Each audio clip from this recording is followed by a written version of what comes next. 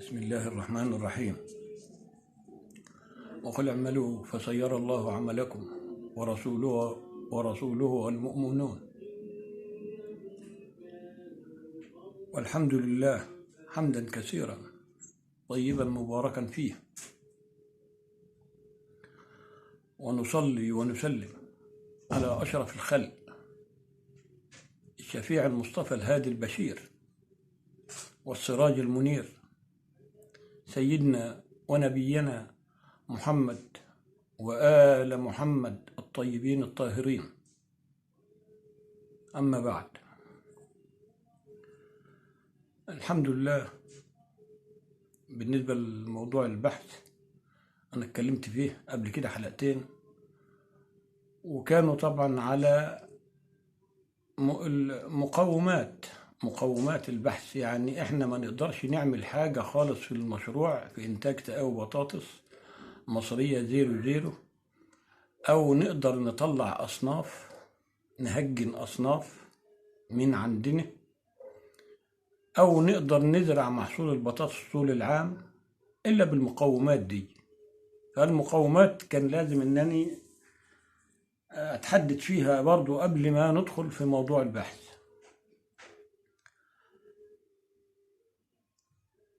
المقومات دي ماشية معانا. يعني أنا عرضت لكم فيديوهين قبل كده، فيديو للثمار بتاعة البطاطس، وشفتها مرة واتنين وسبتها حوالي مدة طويلة الناس تشوفها وتتعرف عليها. معظم المزارعين أعتقد عارفينها، يعني لأن حتى لو ما اشتغلوش على الموضوع ده، إن لازم كمية الزهر اللي بتبقى موجودة في قلب الأرض فبتطلع، يعني بتنتج، ولكن الثمار بتقع. وعملت بعدها حلقة تانية ازاي الثمار دي ما تقعش مننا وازاي نحافظ عليها علشان نعمل المشروع بتاعنا اللي هو البحث، وربنا يوفق. دي برضو يعني إذا ما اشتغلناش على ثمرة البطاطس ده ماشية معانا على طول، يعني الموضوع ماشي معانا عرض مستمر، فما ينفعش. فلازم يبقى الشغل على ثمار البطاطس هتفضل معانا من أول مرحلة لآخر مرحلة، حتى وإحنا بنطلع أصناف بتهجن، وإحنا بنهجن بنشتغل على ثمرة البطاطس. يبقى دي ماسكة مرحلة أولى وتانية، إنتاج 00، وبعد كده الأجنة، وبعد عندك بطاطس صغيرة كده قد عقدة الصابع كده الأجنة، وبعد كده بتشتغل على الميني تيوبر، وبعد كده بتخش في المرحلة الثانية إنتاج تقوي صيفي. فالموضوع يعني على عدة مراحل، مش مرحلة واحدة. فلازم تكون المقومات بتاعتها صح. ولذلك عرضت لكم ثمار البطاطس الأول، وإزاي نعالج، إزاي ما تسقطش مننا، والطقس المناسب أو الملائم له، لأن درجات الحرارة أنا كاتبها معايا، بس أنا مش محتاج إن أنا أبص في ورق، لأن الموضوع قبل كده قلت لكم بأن أنا عملته مرة واتنين، والحمد لله ناجح يعني معدي 80%، 85% كمان 90%، وهتشوفوا كل حاجة وقدام عينيكم. ودي آخر حلقة هتكلم فيها، يعني بعد كده هنبقى على أرض الواقع. آخر حلقة أنا هتكلم فيها يبان بقى هل أنا ماشي صح. أنتوا اللي تحكموا، الجمهور اللي بيحكم، او الساده المهندسين الافاضل اللي بيحكموا، او الاخوه الزملاء اللي في مراكز البحوث، او الدكاتره، او الناس اللي تحكم. انا ما بحكمش على حاجه انا عاملها، النسبه كل حاجه بتبقى قدام منكم على الطبيعه. فده اخر، انا اهم بقى عندي بعض مقومات انا ما اتكلمتش فيها، ومقومات خطيره لازم تكون موجوده زي ثمار البطاطس. هتقول لي زي ايه؟ هقول لك زي الارض، التربة اللي هتجيب لك بطاطس حلوة تقدر تاخد منها ثمار بنسب حلوة ونسب عالية. الأرض لازم تكون أرض خصبة، جيدة الري، جيدة الصرف مهم جدا في البطاطس، واخدين بالكم معايا؟ لازم تكون أرض قوية، أرض حلوة، أرض طينتها تكون خفيفة، أرض ما يعني قطعة أرض حلوة يقام عليها المشروع. مش قادرين لان انا يعني قلت بان احنا يبقى فيه مشروع المركز في محافظة الدقهلية. لا، هو الموضوع مش انا يعني انا بصيت في البحث عايز ارض اكتر من كده، اكتر من منطقة. يعني يتعمل على الاقل، على الاقل خالص ثلاثة أربعة في كل، يعني منهم محافظة الدقهلية رقم واحد، لأن الأرض في محافظة الدقهلية أرض حلوة، أرض حلوة وجيدة. فبتعطيني، أنا جربت هنا مرة واثنين وثلاثة ما رجعتش ورا بصراحة. الأرض بعدين بنخش على الخدمة برضو. بعد كده الخدمة شغالة معاك في جميع المراحل، العمليات اللي هي الميكانيكية، الحرث، والحرثة الثانية التعامد على الحرثة الأولى، والحرثة الثالثة التعامد على الحرثة الثانية، وإضافة سماد بلدي. وإن كان فيه أنا شايف يعني أنا يلزمني نسبة بوتاسيوم تكون موجودة في الأرض، واخد بالكم، والمغنيسيوم نحط حتى أضعف الإيمان لو 10 كيلو مغنيسيوم شكارة إذا أمكن، نحط شكارتين صغيرين إذا أمكن كده.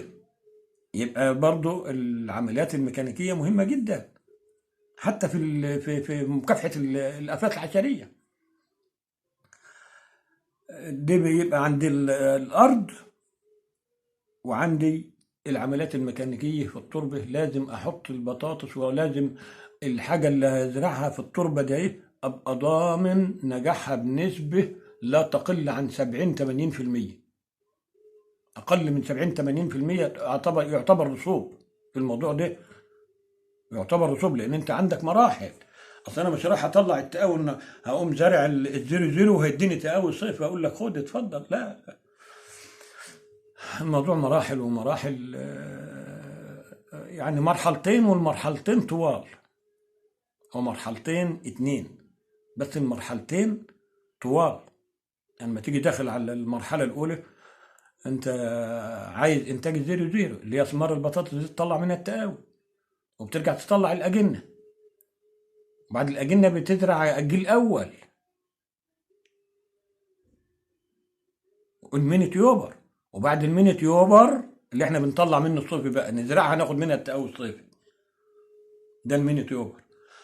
وبعد المينيت يوبر يعني شغالين اهوت على عمل اللي انا بقول كل الثلاث حلقات ده همت. انا دي مقومات لابد من وجودها، علشان كده عايزكم تعرفوها، علشان واحد يقول انت ما قلتلناش، انت خسرتنا، انت عملت. لا لا لا،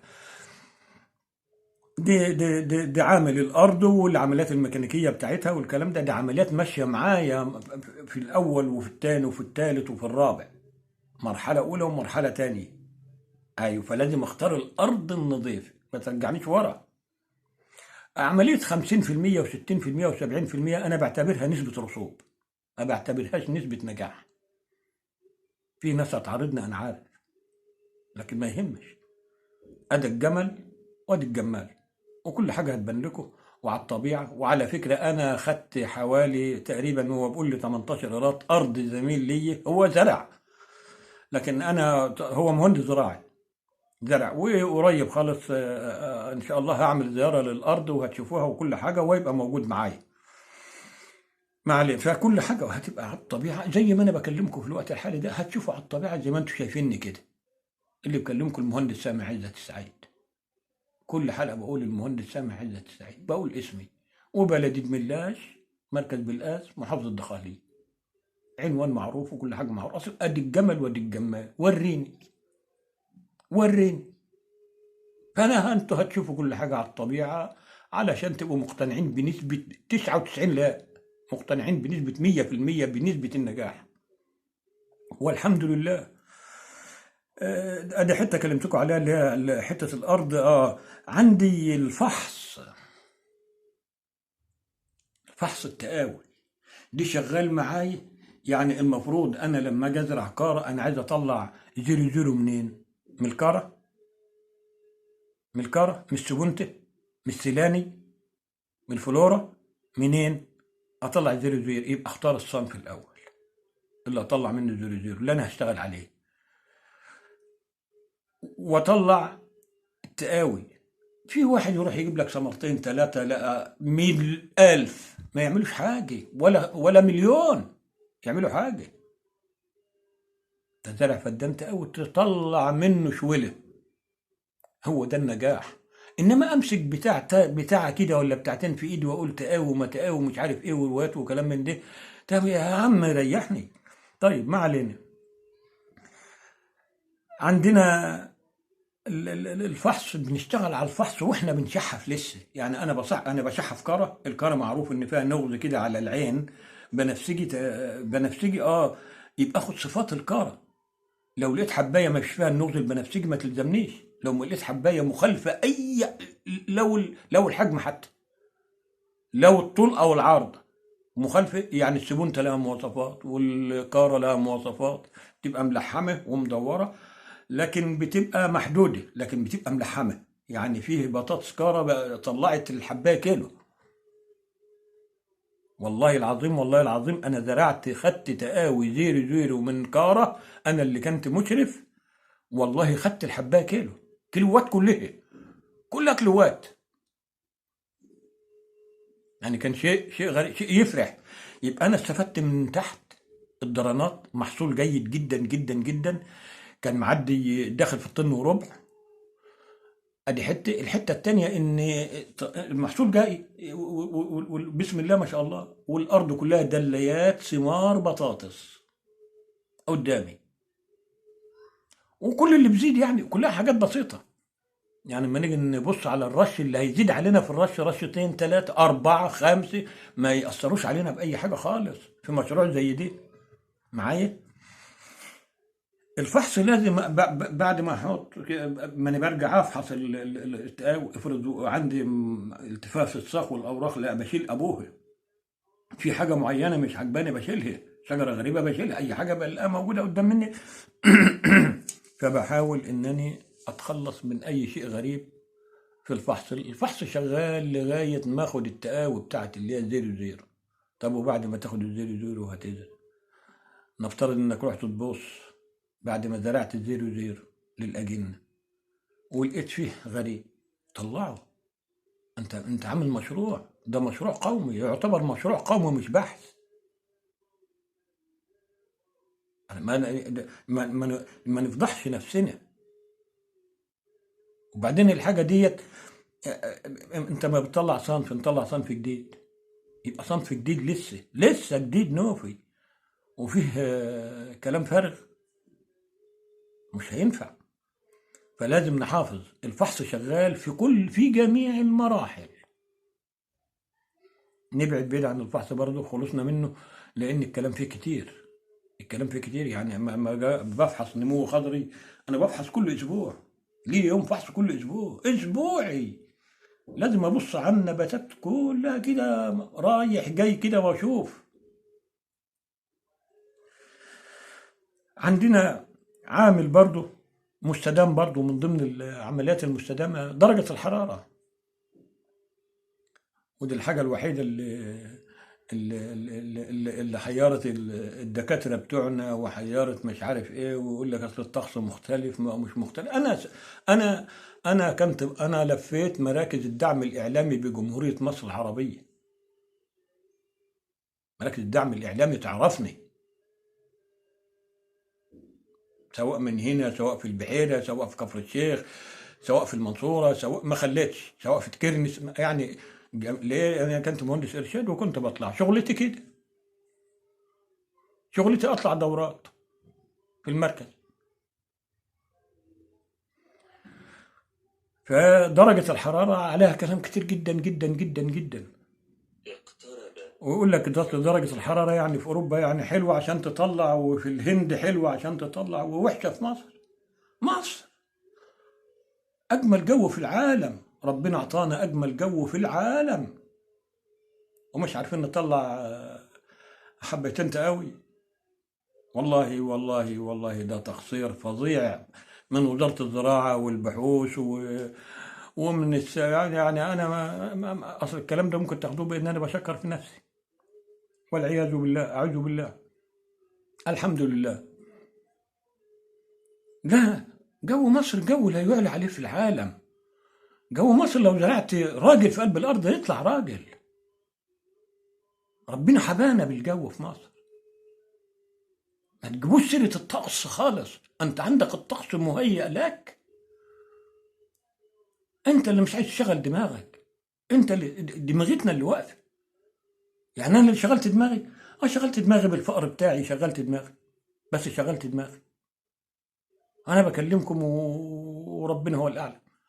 يكفي ان انا قعدت اشتغل بدل السنه 10 وما رجعتش ورا، ولا كنت بفكر في اي حاجه تخلق. ما مشاتش معايا دلوقتي. طب ليه؟ طب نغير، طب نعمل، طب انا ليه؟ انا لما قلت لكم هتزرعوا البطاطس طول السنه حصل مني، وهتزرعوها طول السنه. هتشوف، هتزرعوا البطاطس في جمهوريه مصر العربيه طول السنه. والله العظيم هتزرع طول السنه. خليكم فاكرين اليمين دي، وانا ودي تاني مره اقسم اليمين ده لكم بالله، تزرعوها طول السنه. بس مش وقته عشان ما نخرجش بره. انا اهم حاجه عندي الحاجات الاساسيه اللي مرافقاني طول ما انا ماشي، بلاقي الحاجه دي قدامي. لا يمكن نخلص من الحاجات اللي انا بقول لكم عليها دي. ولذلك دي اخر مره ما عدتش هظهر الا على المباشر في قلب الارض وفي قلب التقاوي والصواني وكل حاجه قدام منكم، وانزرعت في صواني قدامكم، اثار قدامكم، وكل حاجه قدامكم، ارض مستدامه قدام، كل حاجه قدامكم. قلت لكم ادي الجمل وادي الجمال. يلا يا باشا ورينا. ف درجة الحرارة، يعني درجة الحرارة حلوة جدا جدا ومناسبة للزراعة عندنا طول السنة. طول السنة مناسبة.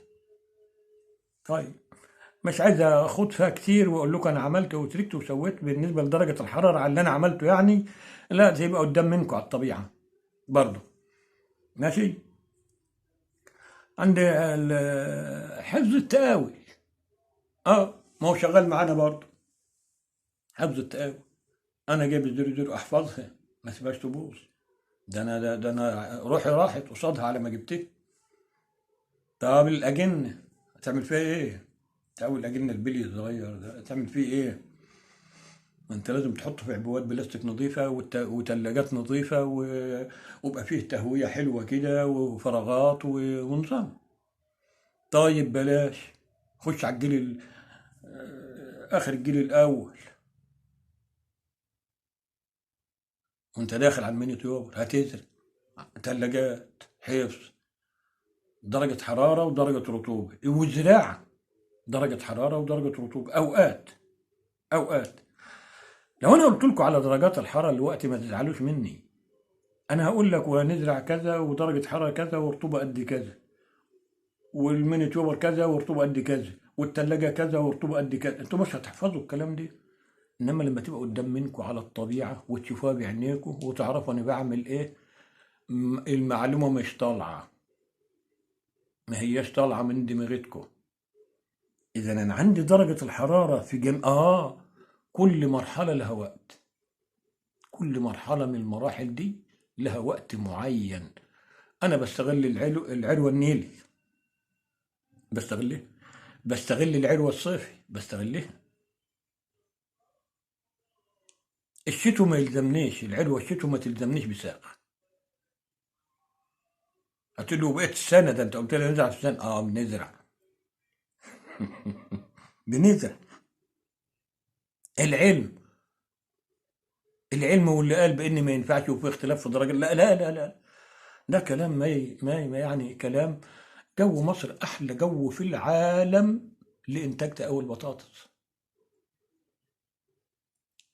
هوري لكم في عز. بس أنا ببتعد، يعني ببتعد شوية في الصيف عن إن بنبقى مخلعين البطاطس. أحيانا في بطاطس بتتأخر ده أنا شفت مرة واحد بيخلع بطاطس في شهر 6. طب إيه اللي يخليك تخلي بطاطس في شهر 6 وأنت عندك فراشة درانات البطاطس بتبقى نشطة جدا جدا، في أواخر 3 كمان بتبدأ تنشط. يعني احنا بنصدق نرش رشتين ليها، مفيش سيولة. والمبيدات زي ما انتم عارفين. وبدات ما عادش زي الاول، وبدات ما عادش زي الاول. ما فيش مشكله. كل ده عند الراجل الفالح، عند الراجل اللي عايز يشتغل، هو بيشوف كل حاجة مناسبة وبيعملها وبيمشيها. يبقى عندي درجات الحرارة ماشي. اتكلمنا عن درجات الحرارة، اتكلمنا عن الأرض والعمليات الميكانيكية وخصوبتها، اتكلمنا عن الفحص، اتكلمنا قبل كده على الثمار، اتكلمت معاكم على موضوع الثمار بالذات، ازاي بنقومها وازاي نخلي الارض فيها ثمار سليمه وما تقعش والكلام ده كله، واللي هي الافات الحشريه والندوه والفطري، الامراض الفطريه اتكلمت، والنهارده كملت اهو. فانا بعتبر دوت اخر كلمتين انا هتكلمهم بالنسبه يعني المقدمه، حاجات ماشيه معايا من الالف للياء لغايه ما اطلع أصناف مصرية حديثة صيفي. عندنا بقى نبقى نكفي البلد الأول، نبقى ندور على الشرق الأوسط، ونبقى ندور على بعض في دول كتير آسيوية بتحتاج تقاوي. والله شوف واشتغل، شوف واشتغل. الموضوع اللي قال أنا عملته ولا عملته والحكاية والرؤية يتفضل، لا بقول لك أني ولا مالي، يتفضل. المقومات الأساسية دهيت ما اقدرش ابعد عنها مطلقا في اي مرحله. الحاجات اللي انا اتكلمت فيها دي ما اقدرش ابعد عنها، الحاجات دي موجوده معايا من اول يوم لاخر يوم، وتتنقل لمرحله من اول يوم لاخر يوم. ارض تكون جيد، عايزها في جميع المراحل، فحص عشان ما يطلعش عندك صنف غريب. يعني الاخ اللي طالع عامل مع احترامي له، مع احترامي، هو على دماغي من فوق ما فيش مشكله، و يعني لسه جايب حبايه تقوي وبيعملها وخدها في مصفى وعملها ومش، طب انت زرعتها يعني، طب انت زرعها جيل اول، طلعت لك صفه سايده مثلا منين، ولا جت ازاي، ولا ايه الوضع اللي حاصل ده؟ انا اللي بختار التقاوي، وانا اللي بشحفها، وانا اللي بطهرها، وانا اللي بعمل كل حاجه. انا واخد تقاوي وعارف انا واخدها منين. هي العمليه ان انا يعني انت جبت الصفه السايده منين في اول جيل، ولا التقاوي دي كنت جايبها منين اصلا اساسا؟ مع احترامي له طبعا على دماغي، هو على الاقل هو وصل بمعلومه برضه، يعني وصل معلومه، بس البحث كان خلصان معايا، البحث كان خلصان قبلها بسنين، يمكن بست سبع سنين كمان. والصور التواريخ موجوده على الفيديوهات بتاعتي، يعني برضه ربما انا اكون كذاب وبزايد عليه، لا، الصور فيديوهاتي عندي وكل حاجه عندي. واطلع فوق على العلامه اللي عامله زي الالف ديت، الف كده وفوق منها نقطه، اتك عليها هيجي لك التاريخ وهيجي لك البيانات وهتعرف كل حاجه. انا قلت لكم انا عدت على البحث مره واتنين صدقوني. والحمد لله، الحمد لله، نحمد الله ونشكر فضله. وكل سنه وانتم طيبين، داخلين على رمضان، وإلى أن ألقاكم إن شاء الله. الطبيعة، أنا رغم إن أنا ما كنتش عايز أخد، أنا مكتفي بالبحث بتاعي، ولكن لي أخ فاضل زميل عزيز عليا يعني، اسمه جمال، مهندس زراعي زميلي، اسمه جمال عوض السيد المناوي، فعرف الموضوع اللي أنا ماشي فيه وقال لي أنا زارع حتة كذا كذا، هي تقريبا تطلع حوالي 18 قيراط حاجة زي كده، بس أنا كنت بصيت عليها مرة لأنها جنب البيت عنده. يعني هي أنا بقول إنها أقل، هو قال لي لا، قال لي 18 قيراط. ف 18 قيراط حلوه، وهتشوفوا هيطلع منها تقوي قد ايه، زيرو زيرو، وهتشوفوا كل حاجه، وهتتابعوا المحصول معايا، وهتشوفوا هتجيب بطاطس قد ايه من تحت، من تحت ومن فوق. ما هو الموضوع ذو حدين، انت موالي عشان تاخد ثمار وتشتغل على المحصول بتاعك. طب وتحت بقى ربنا كرمك، لان البطاطس بسم الله ما شاء الله هي عمرها ما تديك ثمار اذا كانت يعني البطاطس بصحه حلوه وخلفه وكله، وتلاقي بسم الله ما شاء الله، يعني البطاطس لما بتكون ماشيه بسم الله ما شاء الله حاجه تفرح يعني. الخلفه بتاعتها بتتساوى بالفرع اللي هو الرئيسي، بالاب اللي هو اللي طالع الاول، بتستوي معاه وبتبقى زيه بالظبط وبتطلع ثمار. خلفه بتطلع ثمار. لو اللي زرع يعني مهندس فاهم. حلوه. ومش عايز اطول على حضراتكم، كل سنه وانتم طيبين. اتفضل في رعايه الله.